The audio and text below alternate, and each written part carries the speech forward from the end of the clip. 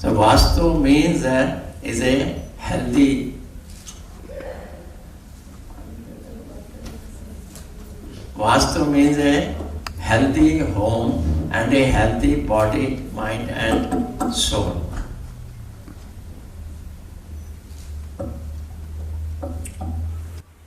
So Vastu is not limited to designing a building as in our previously. The Vastu first when the Bharatvarsh was completed, run by the Hindus and our Rishi and Munis, it was the building designed by the principle of Vastu. Then Mughal come and they force us to rule their culture and they force us to adopt their, that is called the Naksha Navis.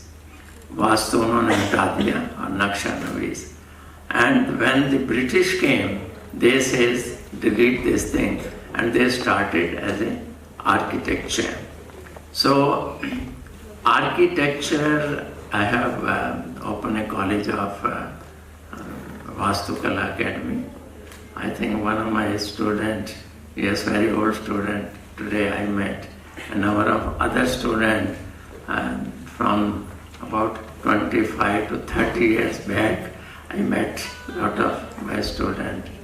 So it is a very privilege that we see that our new generation carry on our knowledge and knowledge of our ancient Vedic knowledge. I think about the Vastu, we all have seen a number of things in Vastu. First of all, I like to congratulate and give my compliment to the new author. My two students, though I have a number of students in India and abroad, thousands of students, लेकिन अर्जुन तो एक ही होता है. गुरुकुल में अर्जुन एक ही होता है. And he is my Arjun. And today I am also very happy that my second generation have also become the author. So congratulations. हमारा तो काफ़ी टाइम हो गया. I have written more than 125 books in different subjects and different knowledge. अब थोड़ा सा वो कहते हैं ना कि कार जरा पुरानी हो जाए तो उसमें वाली हो. Anyhow, अभी कुछ बच्चे इसको करेंगे क्या है.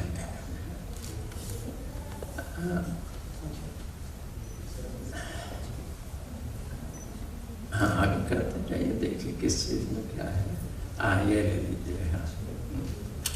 Today I think complete our knowledge, particularly the architecture knowledge or the new India development in based of our green building concept and smart city.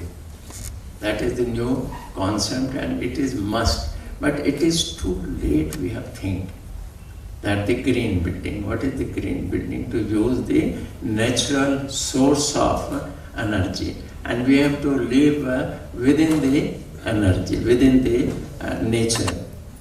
लेकिन हमारे ऋषि और मुनियों ने आज से thousands of years back, they have started the knowledge of the green building, which is called the Vastu. Vastu means a natural, nature-based design of the structure. And और इसका है कि healthy buildings. Healthy buildings, if we live in the healthy building, and that means that we are living in a healthy atmosphere and we keep our body also healthy. The green building आजकल जिसमें काम हो रहा है वो भी based is all about the ancient knowledge of the Vedic architecture. मैंने आज से कोई 30-35 साल पहले इसके ऊपर काम किया, ग्रीन बिल्डिंग के ऊपर एंड वैदिक नॉलेज के ऊपर. And after the 18 years of my research and knowledge, I've written a book called Vedic Architecture and Art of Living, based on vastu, जो बाहर डिस्प्ले की हुई है और बहुत ही काफ़ी पॉपुलर बिल्डिंग हुई है आज से अबाउट 40 years बैक। लेकिन अब हम स्लोली इसके ऊपर आ रहे हैं। हमने अपने नए जनरेशन को बहुत एक तो ये मोबाइल थमा दिया है, कंप्यूटर थमा दिए हैं। It is a advance technology बस, लेकिन इसका यूज़ हमें ज़रूर पता लगना चाहिए। Whatever we think has to our brain, we must develop our brain. That is more important.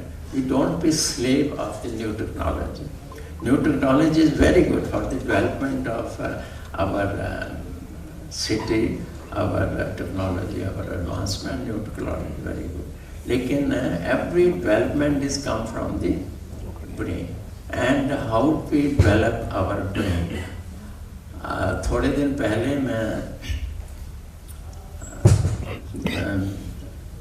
Club में बैठा था, तो around me number of intellectual people, जजेस and scientist, doctor, very highly reputed scientists and doctors are sitting, commissioner are sitting around us, and we are discussing about the new technology, new development, and तो बहुत अच्छी discussion हो रही थी new technology की, new development की।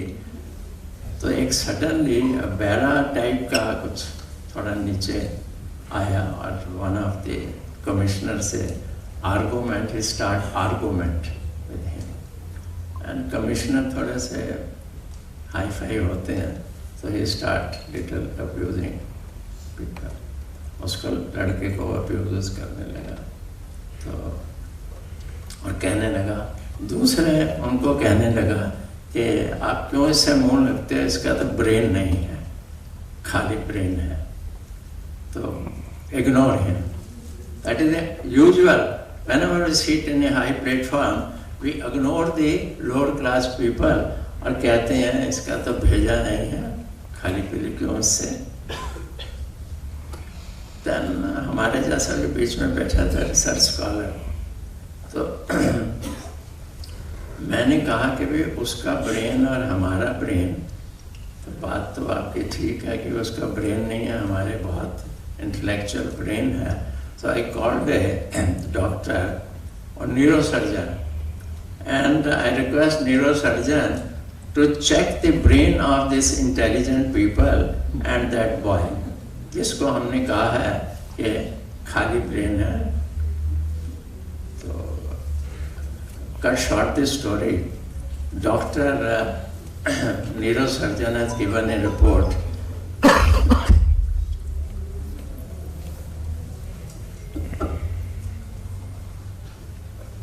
Doctor की बात आई तो I gave a secret about myself. थोड़े दिन पहले मेरी सर्जरी हुई, इसलिए थोड़ा काफ़ी लो पावर है, लेकिन बहुत अच्छे स्टूडेंट से मिलके मेरी इंक्रीज हुई है। एनी हाउ, तो neurosurgeon has given a report that both the brain of this intellectual commissioner and the boy जिससे आर्गुमेंट हो रही है, तो both the brains are equal in size, section, ratio, एक जैसे। अब नाउ द क्वेश्चन कम्स, अगर एक हाईली एजुकेटेड पर्सन जो अपने आप को कहता है कि I am very intellectual, very highly, और एक जो जिसको हम सोसाइटी में कहते हैं इसका ब्रेन ही नहीं है, खाली पीली क्यों इसको मुंह लगाते हैं, तो what is the different? Medical report says that both brains are equal, then what is the different? Can anybody? तो different is that we develop the brain, उसको अपॉर्चुनिटी नहीं मिली ब्रेन को डेवलप करने की बाई वे ऑफ स्कूल जाके और किसी गुरु के पास जाके ब्रेन को डेवलप करने के लिए नहीं मिली, लेकिन हमें अपॉर्चुनिटी, ब्रेन्स है, सब के पास ब्रेन है, लेकिन उसको हम डेवलप नहीं करते. Development through the knowledge, through the education. Once we educate our brain, then we also become the PhD and double PhD and all this thing and become the research scholar also. तो brain सबके पास nature ने दिया है, but we have to develop them और develop through the knowledge. और इसीलिए आज से 20 साल पहले हमने ये नींव रखी डिज़ाइन गुरुकुल की. और this is a very though I have number of institutions, not only in India and abroad also. We have opened a office in New York, Buffalo also. लेकिन जो डिज़ाइन गुरुकुल में जो सभ्यता हम पढ़ाते हैं, जो साइंटिफिक वास्तु पढ़ाते हैं, साइंटिफिक नॉलेज और रिसर्च देते हैं, that is really worth. Next पे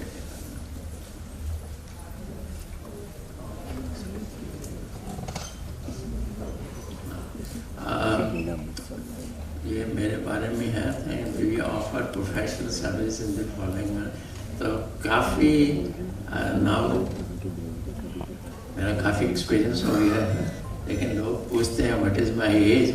तो I always say my age is 35 years with 50 years experience.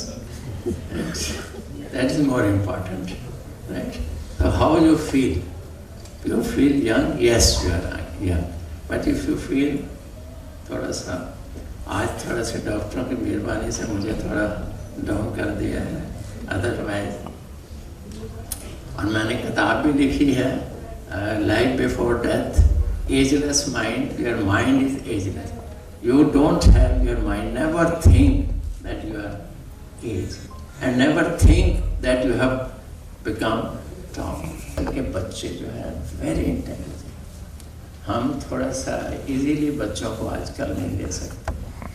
That is why I started this my talk with respect, because he is the, उसी का brain हमने develop करना है. उसको बचपन से ही हम रिस्पेक्ट देंगे, he'll respect you also. तो जितने भी मेरे बच्चों के पेरेंट आते हैं उनको मैं यही कहता हूँ, give them respect, give them a bit. और जितना हम कॉलेज में, स्कूल में जाके तो एजुकेशन मिलती है, लेकिन संस्कार हम बच्चों के ऊपर पेरेंट या अच्छा गुरु मिलते हैं. गुरु संस्कार देता है बच्चों को, और संस्कार इज वेरी इम्पोर्टेंट. कॉलेज देता है आपको एक सर्टिफिकेट, जस्ट ए पेपर, एक डिग्री दे देता है, लेकिन एजुकेशन, नॉलेज, संस्कार, ये सारा गुरु और पेरेंट देते हैं. So these are the number of projects I have done and during my lifestyle, during my education, during my professional in India and abroad also. और हर एक project में I think thousands of projects I have done around the world. लेकिन हर एक project जो था वो challenging project हम देते हैं, चाहे वो छोटा प्रोजेक्ट हो, बड़ा प्रोजेक्ट हो. और उसमें बहुत हर तरह का हमें एक ब्रीफ जाना पड़ता है, because of the climatical factor, the culture, और who is using it, for home you are designing a factory. मैं हमेशा कहता हूँ कि जितने भी प्रोफेशनल हैं उसमें architecture profession is the architecture और vastu profession is very important और साइंटिफिक एंड सेंसिटिव. इसीलिए नहीं मैं कह रहा कि because I am a architect, but एक अगर डॉक्टर है, डॉक्टर अपने प्रोफेशन में एक गलती कर दे तो क्या होगा, एक मरीज को हम पहुंचेगा, ओनली वन मरीज. एडवोकेट है, एडवोकेट एक गलती कर दे, या जो जज है एक गलती कर दे अपने जजमेंट लिखने में, तो एक तो सेंटेंस हो गया, हैंग हो गया, बरी हो जाएगा. बट अगर आर्किटेक्ट की एक लाइन, एक डिज़ाइन गलत हो गया तो थाउजेंड्स ऑफ कैजुअलिटी हो जाएगी. और अगर बिल्डिंग में डिफेक्ट हो गया तो हम बिल्डिंग बनाते हैं not for the present client but in future का, उसके सेकंड थर्ड जनरेशन को भी हमें देखना पड़ता है। यस, प्रेजेंट क्लाइंट तो कहता है I am giving you fees according to my choice your design, but no, as a sensible architect we have to see कि भाई ये तो 2-4-10 साल या 15 साल रहेगा, लेकिन इसका जो सेकंड थर्ड जनरेशन है ही यूजिंग दैट बिल्डिंग, तो उसकी requirement according to the time we have to see that requirement also. So that is a very architect profession is a very, and that is a creative profession. We have to create something new, something workable, something practical. और अगर हम वास्तु के हिसाब से building बनाएं, आज से मैंने 40-50 साल पहले स्टडी किया वास्तु, तो उस वक्त अवेयरनेस नहीं थी, क्योंकि वास्तु तो हमारा वेदों के टाइम से निकला है, लेकिन बीच में क्योंकि ये मुगल पीरियड आ गया, ब्रिटिश पीरियड आ गया, उन्होंने बिल्कुल हमारा कल्चर ख़त्म कर दिया। बट आफ्टर नाउ 1947 के बाद we start thinking of our old culture, तो इसलिए हमने वेव किया है, वास्तु है और जितने भी हमारे वेदों से निकले, and they are very very. एक चीज़ मैंने एक्सपीरियंस किया है कि अगर एक करेक्ट हम डायग्नोस कर लें बिल्डिंग, सिक बिल्डिंग, जैसे अभी इन्होंने एक बहुत अच्छी जॉइंट की किताब लिखी है सिक बिल्डिंग सिंड्रोम, तो सिक बिल्डिंग का मतलब है कि अगर हम कोई भी साइड में जाते हैं, किसी भी बिल्डिंग को देखते हैं और क्लाइंटों को बहुत प्रॉब्लम्स होती हैं उस जगह रहने में, अगर हम प्रॉपरली डिज़ाइन और उसको डायग्नोस कर लें तो और उसको हम करेक्ट कर दें, तो I think not within the week और month but in a few hours उसमें पॉजिटिव एनर्जी आनी शुरू होती है, चेंजेस आने शुरू हो जाते हैं। Result, this is the best profession और बेस्ट साइंस जिसका के रिजल्ट हमें क्विक आता है और बड़ा positive. There are a few number of projects I have designed in hotel, in industry, and all the projects are in abroad also। ये बड़े project हमने किए हैं, सारे अमेरिका में किए हैं, मिडल ईस्ट में किए हैं, फार ईस्ट में किए हैं, जर्मन में किए हैं सारे।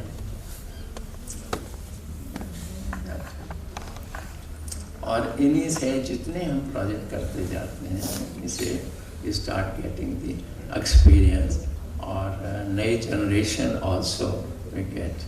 ये खालसा कॉलेज इंदिरा गांधी ने इनॉग्रेट किया था, उसके बाद ये मेरे फैमिली फ्रेंड बन गई इंदिरा गांधी से, और बहुत दफ़ा घर भी आए।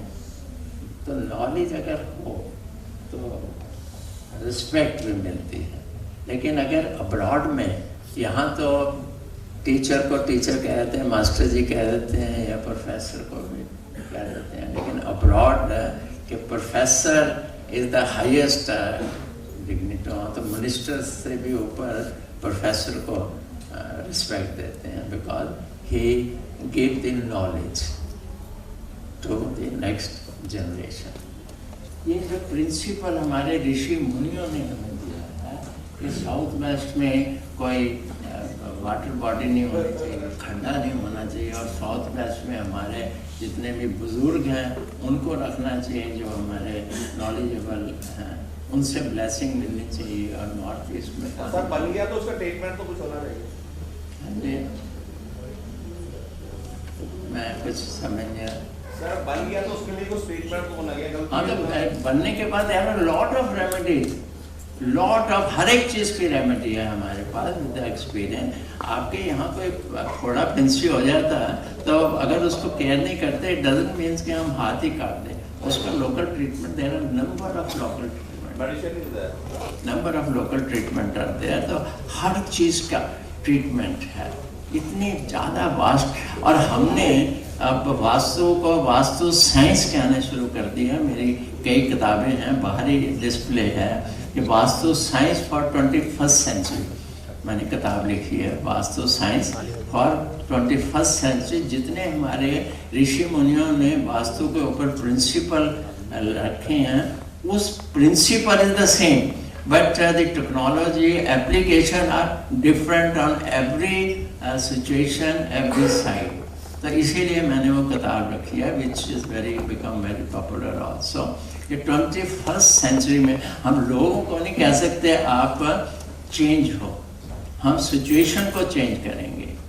लोगों के जब आप हैबिट बन गई है ये टीवी की एंड मोबाइल की and all this thing, yes, this is also necessity of the life, but we must know the use, how to use a proper कैसे हमने इन इंस्ट्रूमेंट को, न्यू टेक्नोलॉजी को हमने कैसे यूज करना है, सोचते हुए कि हमारी जो हेल्थ हैजर्ड ना हो और हमारा लिविंग के ऊपर कंडीशन ना हो। तो नंबर हाँ, एक चीज़ और है कि और बहुत सी थेरेपी है in vastu. There are number of therapies to rectify our defective या जो नई हम प्रोजेक्ट बनाते हैं। तो one of the therapy colour therapy है, वाटर थेरेपी है, then north east orientation therapy and all. तो एक और है मंत्र, यंत्र एंड तंत्र। So through the mantra, yantra and tantra also हम बहुत कुछ अपने को सही कर सकते हैं, दिशा को कंप्लीट कर सकते हैं, अपने एनवायरनमेंट को, आजकल पोल्यूशन है, पोल्यूशन को कंट्रोल कर सकते हैं। मेरा ख्याल है आप तो पता है कि इसके ऊपर मंत्रों के ऊपर आजकल बहुत काम हो रहा है, मंत्रों के ऊपर, तंत्रों के ऊपर। और इसके ऊपर मैंने काफ़ी स्टडी करके किताब लिखी है वैदिक आर्किटेक्चर के ऊपर फुल, और मंत्रों के ऊपर भी दिया है कि उसका मंत्रों का उच्चारण कैसे करना चाहिए और उसका इफेक्ट एटमॉस्फेयर में, हमारी बॉडी में और पेशेंट के ऊपर कैसे